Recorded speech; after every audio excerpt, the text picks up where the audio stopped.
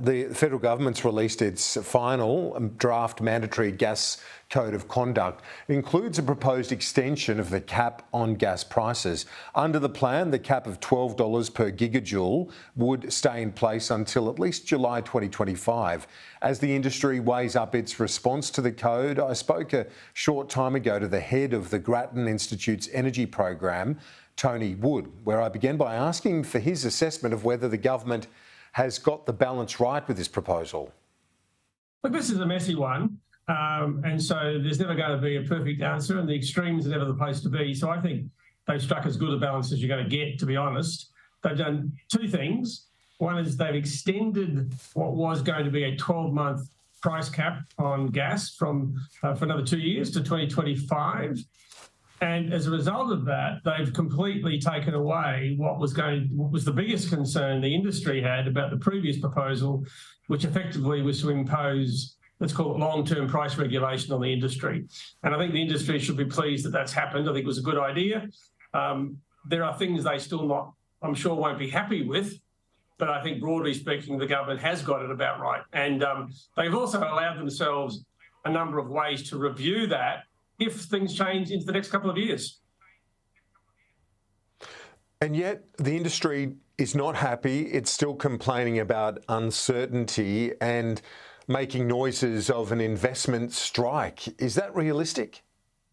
Well, they'll make their own decisions, obviously. I think one of the things the government's done is said, look, the ACCC will review this $12 price cap by the beginning or by the middle of 2025. They'll have done that review or commenced that review. However, if circumstances change in the meantime, the government could ask the ACCC to review separately, and the government, obviously that could create uncertainty in both directions, to be honest. It could be that price cap has to be raised or lowered. It could even be abandoned if it's no longer required. They've also said that if companies want to seek an exemption from the $12 price cap, there are things they could do to achieve that exemption. They're very broad and not very clear, and maybe that's also an area of uncertainty. But I think it'll be up to the industry to decide how they want to, you make use of those flexibility arrangements, which could cut either way. But I think, $12 a gigajoule is where prices were a couple of years ago. They're way above what people were talking about under the coalition government of $4 a gigajoule. They do recognise, by the way, the ACCC, that over the period of the next couple of years, while the $12 price cap is in place in Australia, the international price is more likely to be $20.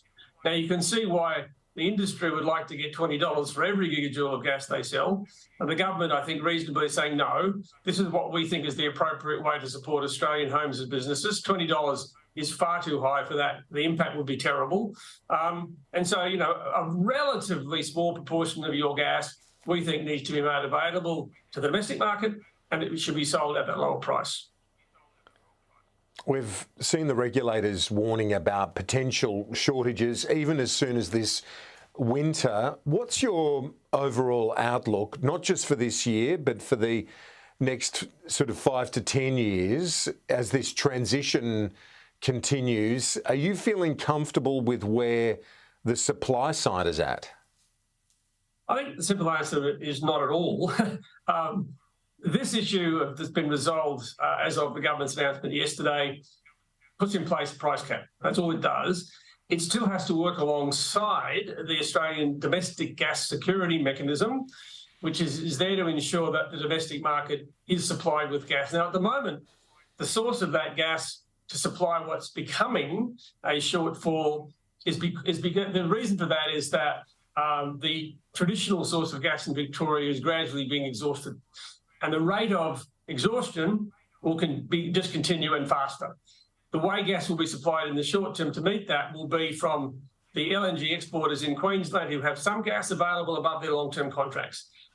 For the next couple of years, that looks okay, although depending on the seasons, we still could be in a tight situation in the next couple of years. Probably not.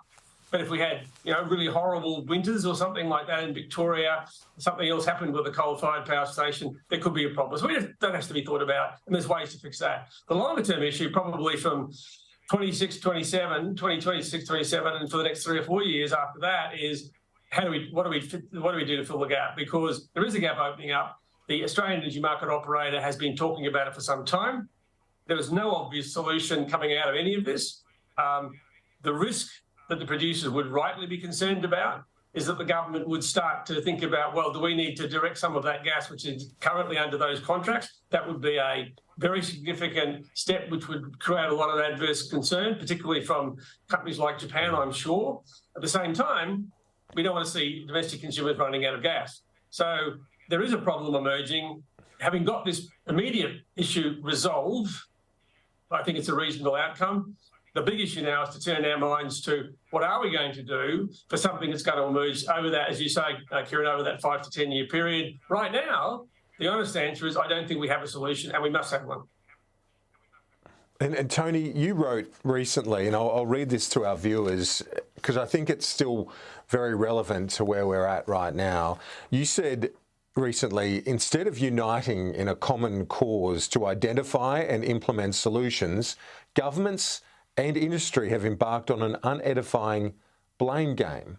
Now, from what I've read today from the industry in response to the code, which is still up for consultation, the blame game, certainly from the industry, you could argue from the government as well, it continues in full swing. Yeah, I was a bit disappointed, to be honest. I thought what we saw yesterday might have been a way of, at least for the short term, putting in place in something that would put that to one side. We are going to continue to see a strange debate going on between the states where, Victoria, which is facing a problem, as we've just been discussing, is arguing, well, the problem is that, we're exporting all that gas from Queensland. The Queenslanders would say, well, that's because you're not allowing gas to be developed in your state. Keep your hands off our gas. And so my comment about unedifying is that people are now saying, well, Queensland gas is for Queenslanders and Victorian gas should be worried about their own problem. Now, we've never done it that way in the past. I think it's a terrible situation where we end up in that sort of blame game and just parochialism, even at a state level. I'd like to think that we can start to move beyond that, but I think you're right, Kieran. I think we've not yet, unfortunately, seen ourselves getting beyond that just ongoing debate and not seriously saying, okay, but we all have a problem here.